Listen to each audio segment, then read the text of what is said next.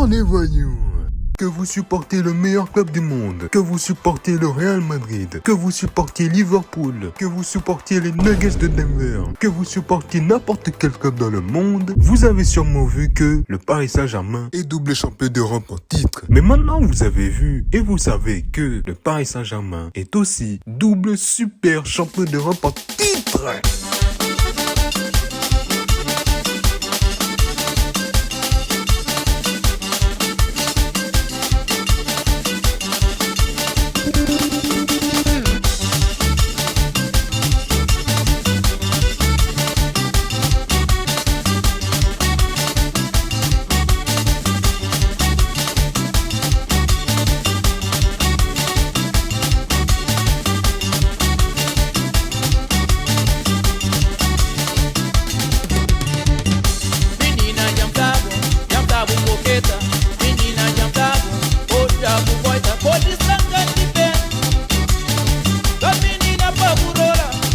Après la fête, passons à l'analyse. Pour la première mi-temps, j'aimerais dire que le match était moyen de Paris. Ils n'ont pas été dégueulasses, ne déformez pas ce que je dis. Je dis tout simplement que en première mi-temps, Aston Villa était plus dangereux, je dirais. Et pourtant, ça a l'air trompeur d'être comme ça, parce que c'est nous qui avons marqué le premier but, grâce à Vicha Kvaratskhelia. Kvaralondor, ça va être son nouveau nom maintenant. Que vous le vouliez ou non. Je dis ça parce que surtout à la fin de la première mi-temps, on s'est fait pas mal bouger. Pour qu'on puisse continuer l'analyse, j'aimerais vous présenter mes excuses. Je vous avais dit dans la dernière vidéo avant celle-ci, d'ailleurs tu peux aller la regarder, qu'il fallait faire attention au poste de buteur sur Oli Watkins. Mais j'avais oublié qu'en réalité, celui qui a joué les matchs amicaux avec Aston Villa à ce poste, c'est Bryan Maggio. Alors lui là...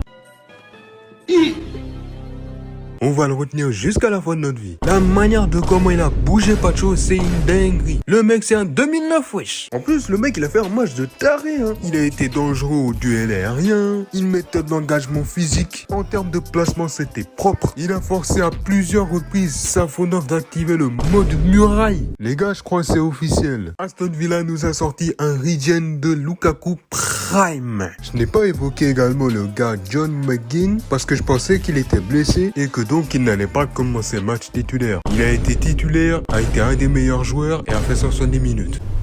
Je prends toutes les pilules, gros. Je suis complètement drogué.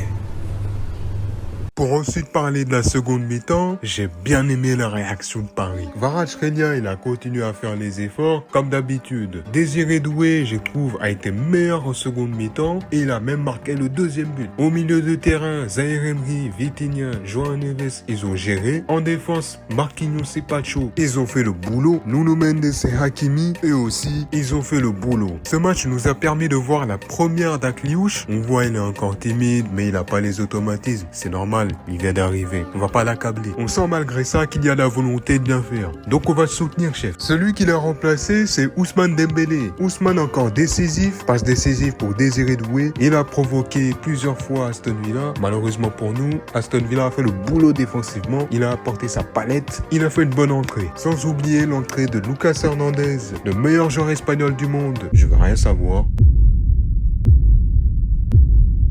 Mayolu et Lucas Beraldo. Bilan de ce match, on a vu un Paris Saint-Germain dans la globalité satisfaisant qui a été tout faire pour chercher encore un trophée. Le PSG continue à nous respecter et pour ça, merci encore. Prochain match, c'est le trophée des champions contre Lens. Encore un trophée, wesh, c'est amusé là. Bon, nous sommes dans un tunnel.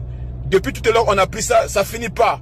Ça fait plus de 1 heure du temps. Je rigole. Continuez à en mettre là. Ouais, c'est ça qu'on veut. C'est ça qu'il te fallait, hein. C'est cette gosse qu'il te fallait. Vu qu'on a fini, on se retrouve pour le trophée des champions. Allez, bonne journée ou bonne soirée si vous voyez ça le soir. Sois digne, reste une femme, sois digne. Sois digne, vraiment, fille.